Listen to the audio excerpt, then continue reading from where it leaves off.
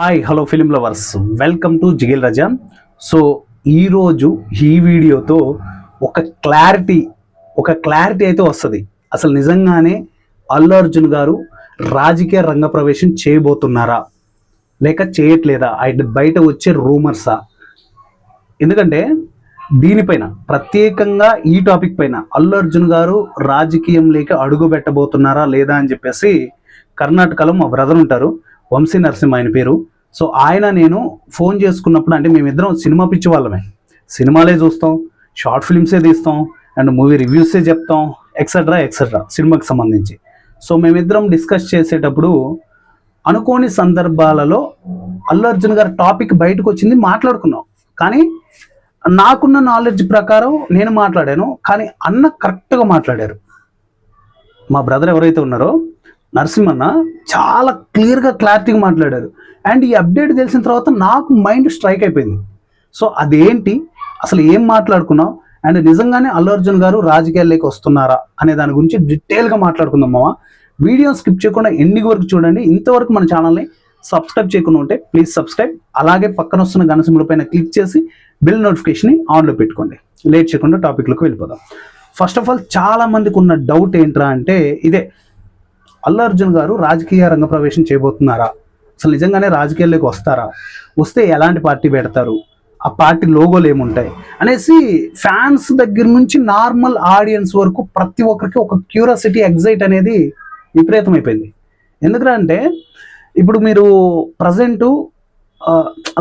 Present ఏదైతే ఆయన మీద ట్రోలింగ్ అవన్నీ నడిచినాయో, అంటే వైసీపీకి ఆయన సపోర్ట్ చేశారు, కడప జిల్లా సంబంధించి ఆయన ప్రాణ స్నేహితుడు, చిన్ననాటి స్నేహితుడు ఉంటే ఆయనకు సపోర్ట్ చేశాడు, మద్దతు ఇచ్చాడు, లైక్ ఎక్సెట్రా చాలా నడిచినాయి. మరి దాని వెనుక నిజమెంతో అబద్ధమెంతో మనకు దాని గురించి అవసరం లేదు. కానీ ఇప్పుడు సపరేట్గా ఆయన పర్సనల్ ఇష్యూ లైఫ్లోకి వస్తే ఖచ్చితంగా ఆయన రాజకీయాల్లోకి అడుగు పెట్టబోతున్నారు.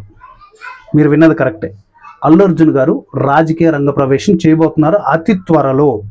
నేను మీకు తమ్నైల్ పైన 2028 అని ఇచ్చాను. 2028 నుంచి, అంటే అప్పుడు ఆయన రాజకీయాలకి రారు. కానీ ఇప్పుడు ప్రజెంట్ ఏదైతే రాజకీయం నడుస్తుందో, టీడీపీ కానీ ఇక్కడ నడుస్తున్న కాంగ్రెస్ కానీ ఇవన్నీ ఏవైతే ఉన్నాయో, ఇవి అయిపోయిన తర్వాత ఇప్పుడు దాదాపు 2.5 years 3 years అవుతుంది అనుకుంటా. ఇంకొక 2 years అయితే మళ్ళీ ఎలక్షన్స్ స్టార్ట్ అవుతాయి. ఆ ఎలక్షన్స్ నుంచి అల్లు అర్జున్ గారు రాజకీయ రంగ ప్రవేశం అంటే మొదలు పెట్టబోతున్నారు. ఆయన పూర్తిగా రాజకీయాలకు దిగట్లేదు. అప్పుడు 2028 కానీ 29 కానీ మొదలు పెడతారు, ప్రచారం అనేది మొదలు పెడతారు. రాజకీయం అంటే అది చిన్న సముద్రం కాదు కదా, సినిమా ఇండస్ట్రీ కంటే చాలా పెద్ద సముద్రం. అది ఒక బిగ్, ఏం చెప్తారు, సముద్రం అనే దానికంటే వరల్డ్ అనుకోండి, గ్లోబల్ ఉంటుంది కదా, అంత పెద్దది అనమాట రాజకీయం అనేది. సో దాంట్లోకి ఆయన ఎంటర్ అవ్వబోతున్నారు. ఇదైతే 100% కరెక్ట్, అది మాత్రం గుర్తుపెట్టుకోండి. అండ్ తమ్నైల్లో నేను ఏఏ అనే లోగో ఉంది కదా, అంటే ఐకాన్ స్టార్ అల్లు అర్జున్ అని చెప్పేసి, సో ఆ లోగోని మరి నేను యాడ్ చేశాను. అంటే ఆ పోస్టర్ అది నేను క్రియేట్ చేసి యాడ్ చేసింది ఆయన. మరి ఛానల్ అని వస్తుంది. ఆయనది ఏదైతే పార్టీ ఉందో ఆ పార్టీ గుర్తు మరి ఏ పెడతారా, ఇంకేదైనా చేంజ్ చేస్తారో నాకైతే తెలియదు. కానీ అండ్ పక్కాగా ఆ లోగో అయితే మాత్రం ఒక ఎక్స్ట్రాడినరీ ఫీల్ ఇచ్చింది బాబా, మామూలుగా కాదు బాబా. మైండ్ బ్లాక్ అయింది నాకు అది చూడగానే. అరే ఏంటి ఇంత అద్భుతంగా ఇచ్చింది ఈ లోగో అని చెప్పేసి, అంటే క్రియేట్ చేసినప్పుడు. సో అలాంటి లోగో పెడితే మాత్రం వేరే లెవెల్ ఉంటుంది. సో రాజకీయ రంగ ప్రవేశం చేయబోతున్నారు అన్నదానికి మా బ్రదర్ నేను డిస్కస్ చేసామని చెప్పాను కదా, ఆ టాపిక్ ఏంటంటే ఆయన కర్ణాటకలో ఉంటారు, నేను ఆంధ్రప్రదేశ్లో ఉంటాను. సో మేము కాల్ మాట్లాడుకున్నప్పుడు అల్లు అర్జున్ గారి ప్రజెంట్ తెలుగు సినిమాలు ఏమి లేవు కదా, ఎందుకంటే చెప్పాను కదా మేమిద్దరం సినిమా టాపిక్గా మాట్లాడుకుంటాం, సినిమాలు ఏమి లేవు కదా బ్రో. మరి ఇప్పుడు ప్రజెంట్ ఆయన ఫోకస్ అంతా తమిళ ఇండస్ట్రీ మీద ఉంది ఏంటి అంటే, అన్న ఒక మాట చెప్పారు, లేదు తమ్ముడు, తమిళ ఇండస్ట్రీలో ఇప్పుడు ప్రజెంట్ టాప్ హీరోలు అంతరించిపోతున్నారు, అంటే బాగా టాప్లో ఉన్న వాళ్ళు అంతరించిపోతున్నారు. సూర్య అండ్ విజయ్ గారు వచ్చేసి ఇప్పుడు సీఎం అయ్యారు, అండ్ సూర్య గారు తమ్ముడు కార్తిక్ గారు అండ్ ఎక్సెట్రా అజిత్ గారు, వీళ్ళంతా కొద్దిగా అంటే డల్ అయ్యారు. ఇక ఎలాగూ అల్లు అర్జున్ గారికి మంచి ఫామ్ ఉంది, మంచి ఫేమ్ ఉంది, ఎలాగా తమిళ ఇండస్ట్రీలో కూడా. సో ఆయన ఖచ్చితంగా అక్కడ కూడా మార్కెట్ క్రియేట్ చేసుకున్నారు కాబట్టి అలా ఎంట్రీ ఇస్తున్నారు.